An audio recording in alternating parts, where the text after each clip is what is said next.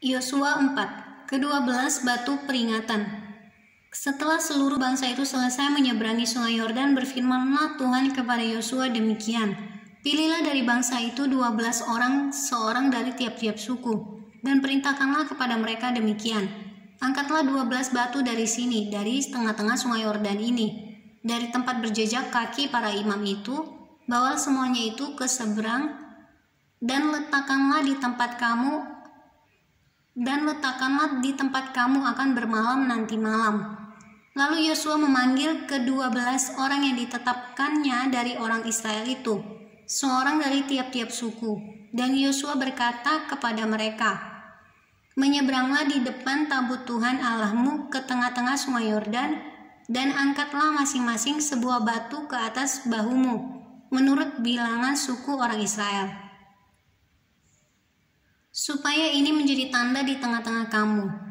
Jika anak-anakmu bertanya di kemudian hari apakah artinya batu-batu itu bagi kamu, maka haruslah kamu katakan kepada mereka bahwa air sungai Yordan terputus di depan tabut perjanjian Tuhan. Ketika tabut itu menyeberangi sungai Yordan, air sungai Yordan itu terputus. Sebab itu batu-batu ini akan menjadi tanda peringatan bagi orang Israel untuk selama-lamanya. Maka orang Israel itu melakukan seperti yang diperintahkan Yosua. Mereka mengangkat 12 batu dari tengah-tengah sungai Yordan, seperti yang difirmankan Tuhan kepada Yosua, menurut jumlah suku Israel. Semuanya itu dibawa mereka lah ke seberang, ke tempat bermalam dan diletakkan di situ.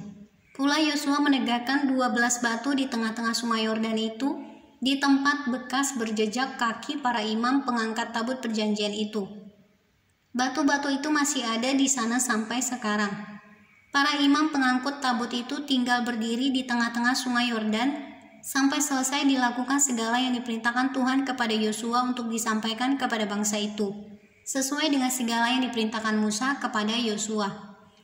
Maka menyeberanglah bangsa itu dengan cepat-cepat. Ketika seluruh bangsa itu selesai menyeberang, maka menyeberanglah tabut Tuhan itu serta para imam di depan mata bangsa itu. Juga Bani Ruben, Bani Gad, dan suku Manasye yang setengah itu menyeberang dengan bersenjata di depan orang Israel itu, seperti yang dikatakan Musa kepada mereka. Kira-kira 40.000 orang yang siap untuk berperang menyeberang di hadapan Tuhan ke dataran Yeriko untuk berperang. Pada waktu itulah Tuhan membesarkan nama Yosua di mata seluruh orang Israel, sehingga mereka takut kepadanya, seperti mereka takut kepada Musa seumur hidupnya. Berfirmanlah Tuhan kepada Yosua demikian, perintahkanlah para imam pengangkat tabut hukum Allah itu supaya naik dari sungai Yordan. Maka Yosua memerintahkan kepada para imam itu demikian, keluarlah dari sungai Yordan. Ketika para imam pengangkat tabut perjanjian Tuhan itu keluar dari tengah-tengah sungai Yordan, dan baru saja kaki para imam itu dijejakkan di tanah yang kering, maka berbaliklah air sungai Yordan itu ke tempatnya dan mengalir seperti dahulu dengan meluap sepanjang tepinya. Bangsa itu telah keluar dari sungai Yordan pada tanggal 10 bulan pertama, dan mereka berkemah di Gilgal di batas timur Yeriko. Ke-12 batu yang diambil dari sungai Yordan itu ditegakkan oleh Yosua di Gilgal. Dan berkatalah ia kepada orang Israel demikian, apabila di kemudian hari anak-anakmu bertanya kepada ayahnya, apakah arti batu-batu ini?